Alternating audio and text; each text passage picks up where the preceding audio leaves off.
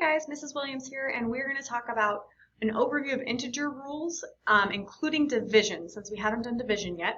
So we're going to actually turn our notebooks to the side, so you notice like there's my spirals there, because we're going to make kind of a flow chart so that you have all the rules on one page, and it's a really easy reference. So we're going to title it Integer Rules.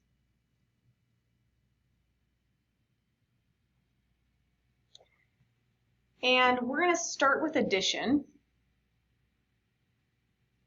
So for addition, we have kind of two cases here. So we have the case in which we have the same sign.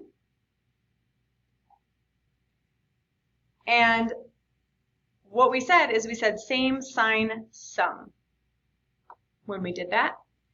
And so what that means is that you are going to add the two numbers and take the sign.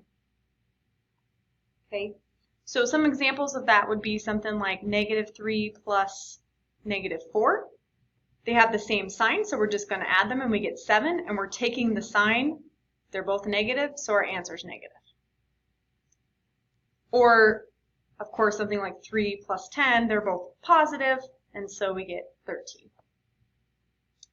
So then we have the other case where we have different sign difference.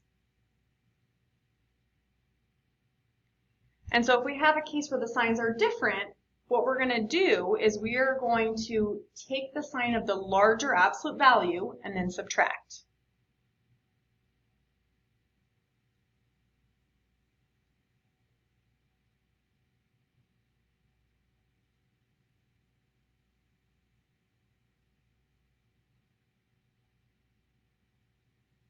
So take the sign of the larger absolute value and subtract. So for example, if we have a -5 plus 9, so the larger absolute value would be 9, so we know our answer is going to be positive. Of course, you don't have to put the plus sign there, but sometimes it's a good way to keep track of what's my answer going to be. And then we're going to subtract the absolute values. So we're going to do 9 minus 5 is 4. So the answer is a positive 4. Let's say we had 8 plus a -13. So looking at those, the signs are different. The absolute value of -13 is larger than 8, so the answer is going to be negative. And then we're going to subtract these two numbers. So 13 minus 8 is going to give us 5. So we end up with a -5. So this is our kind of flow chart for addition here. If you want to put some boxes around it to help distinguish it from the spots around it, you can do that. Now let's talk subtraction.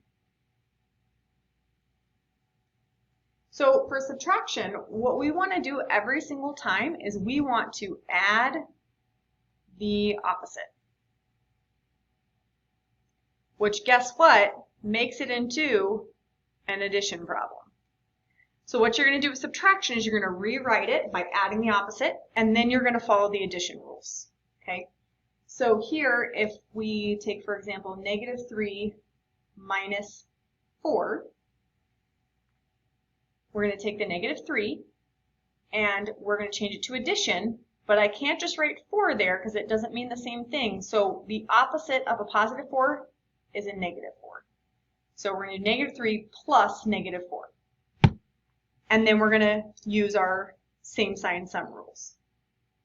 Let's say we have -5 minus a -9.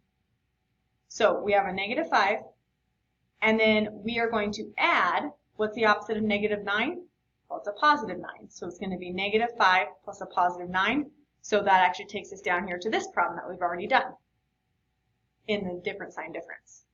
Okay, so for subtraction, as long as you can remember to add the opposite, then you'll be golden at doing that with addition. Okay, so kind of separately from that, we're going to talk multiplication and division. Okay, and multiplication and division go together because they're really the same thing, just with slightly different numbers, but the way that they react is basically the same. So we have two different cases here. we have an even number of negatives, or we have an odd number of negatives. So we'll give some examples of that. So an even number of negatives is going to result in a positive answer.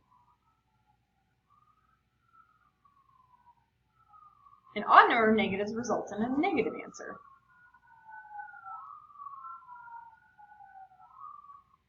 So let's look at some examples of these. So let's say we have -3 times -3 times 3. So -3 times a -3 is going to give us a positive 9. A positive 9 times 3 is going to give us 27. So we had an even number of negatives, we get a positive answer. Even simpler if we just have -2 times -4.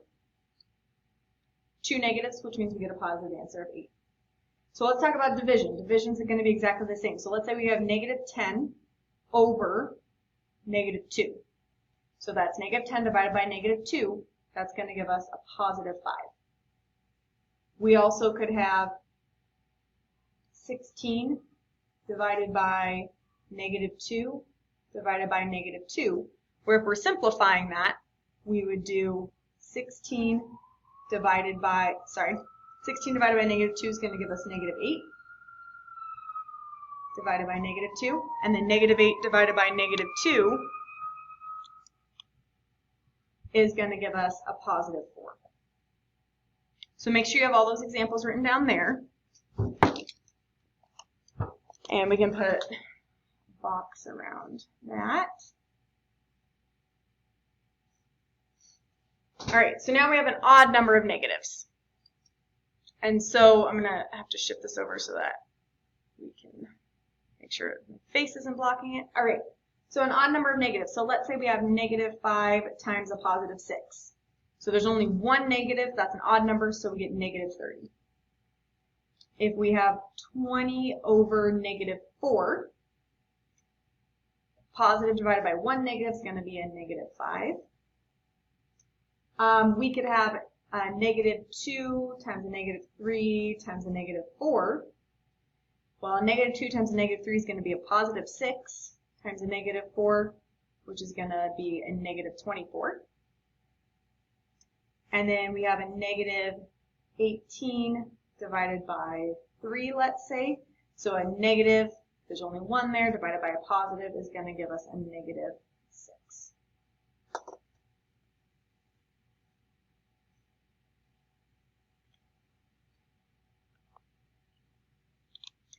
All right, let's go over here in this little spot that we have and write down these 5 division problems since we haven't had a chance to practice division problems.